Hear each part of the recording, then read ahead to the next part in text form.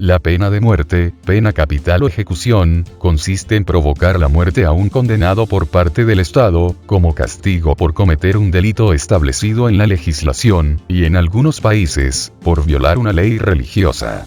Debe distinguirse de las ejecuciones extrajudiciales, ya que éstas son realizadas sin el debido proceso legal. Los delitos por los cuales se puede aplicar esta sanción se suelen denominar delitos capitales. En esta ocasión te presento 10 penas de muertes usadas en la historia y en la actualidad. Comenzamos. La silla eléctrica. Es una máquina que fue utilizada para la pena capital. Se utilizó principalmente en Estados Unidos desde el 6 de agosto de 1890. El prisionero condenado era atado a la silla, con un electrodo en la cabeza y otro en la pierna. Como mínimo, se aplicaban 2 choques eléctricos durante varios minutos dependiendo de la persona, alcanzando el cuerpo del reo temperaturas de 60 grados centígrados. Hay informes de víctimas cuyas cabezas quedaban ardiendo. En otros casos el transformador se quemaba, lo que implicaba dejar al reo gritando de dolor en el cuarto de ejecución mientras se arreglaba el transformador. William Kemmler fue la primera persona ejecutada en la silla eléctrica. La inyección letal.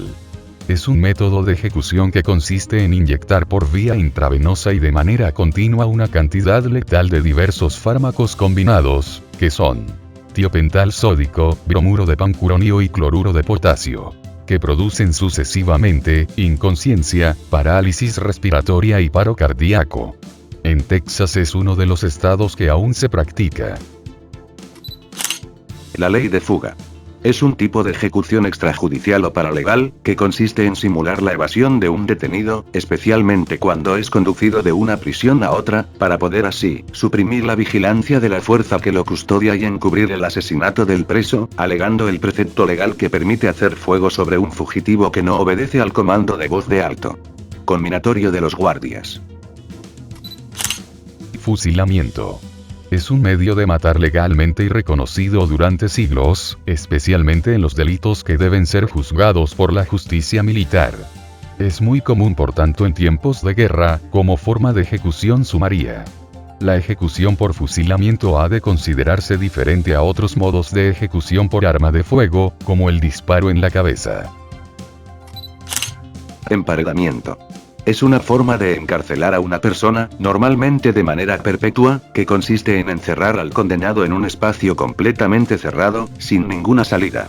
Cuando se usa como método de ejecución, el prisionero se abandona allí para morir de inanición o deshidratación. Esta forma de pena capital es distinta al de ser enterrado con vida, en la cual la muerte se produce por asfixia. Las sacerdotisas vírgenes en la antigua Roma podían ser condenadas a emparedamiento si rompían sus votos de castidad, y en la antigua Persia está bien documentada esta práctica como condena para ladrones, incluso hasta el siglo XX. Aplastamiento por elefante.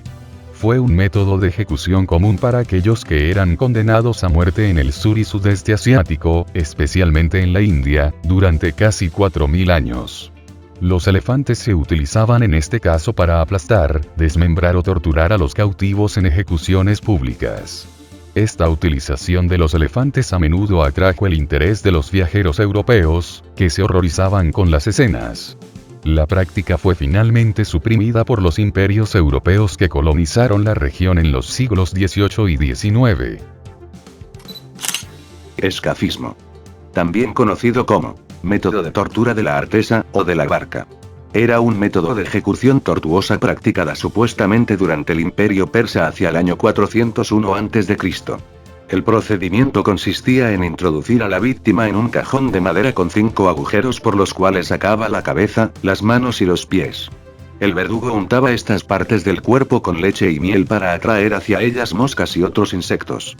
Al condenado se lo había alimentado ya con estos productos, en ocasiones en mal estado, para provocarle diarreas y atraer a muchos insectos, que empezaban a alimentarse de las heces, para luego ir ingresando en el ano de este y, por consiguiente, a dejar sus huevos dentro de él, por lo que esa persona se convertía en comida para insectos y moría al cabo de unos días. Defenestración. Es el acto de arrojar a una persona por una ventana.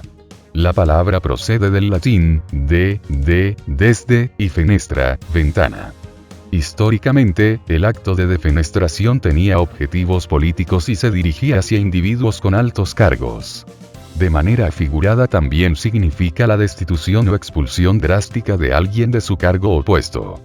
Partiendo de este último significado, la palabra se utiliza para implicar una crítica negativa hacia algo o alguien. La reina Jezabel fue asesinada por este método por orden del rey Jehú, en los libros de los reyes I y II. En la restauración de la independencia de Portugal, en 1640 bajo la dinastía filipina, los rebeldes entran en el Palacio de Lisboa y sorprenden a Miguel de Vasconcelos, que estaba al servicio de Felipe IV de España, quien trata de ocultarse en un armario sin éxito, para terminar siendo defenestrado por la fachada del Palacio Real que da a la Plaza del Mercado de Lisboa. El garrote vil. Consistía en un collar de hierro atravesado por un tornillo acabado en una bola que, al girarlo, causaba a la víctima la rotura del cuello. La muerte del reo se producía por la dislocación de la apófisis odontoides de la vértebra axis sobre el atlas en la columna cervical. Si la lesión producida aplasta el bulbo raquídeo o rompe la cervical con corte medular, se produce un coma cerebral y la muerte es instantánea. Pero esto depende en gran medida de la fuerza física del verdugo y la resistencia del cuello del condenado, y la experiencia demostró que raramente sucedía así. La muerte solía sobrevenir por estrangulamiento, resultante de una serie de lesiones laríngeas e oideas. Se conocen casos en que la víctima tardó 25 minutos en morir, luego de una muy dolorosa tortura. Este método fue empleado en España y estuvo vigente legalmente desde 1820 hasta la abolición total de la pena de muerte al aprobarse la Constitución de 1978. Las últimas ejecuciones con esta máquina fueron las de Salvador Puig, Antich y Heinz Schiff en 1974, durante la dictadura de Francisco Franco. También se usó en las provincias de ultramar españolas de Cuba, Puerto Rico y Filipinas. La corbata colombiana, o corte de franela, alude a una forma de asesinato originado durante la época de la violencia de los años 1950 y 1960 en Colombia, y usada posteriormente por distintos grupos y personas, en el cual la garganta de la víctima es cortada horizontalmente con un cuchillo, machete u otro objeto cortante y la lengua es extraída por la herida abierta. Era una técnica usada por los chulavitas, paramilitares conservadores para asesinar a los chusmeros, cachiporros o liberales y comunistas, y así simular la corbata roja que portaban como identificación de su simpatía con el Partido Liberal e ideologías contrarias al Partido Conservador. Esta forma de ejecución fue muy famosa posteriormente gracias al Cartel de Medellín, organización de narcotráfico activa entre 1980 y 1993 que practicaba este medio de tortura y ejecución. Gracias por ver el video hasta el final. Nos vemos en un próximo video.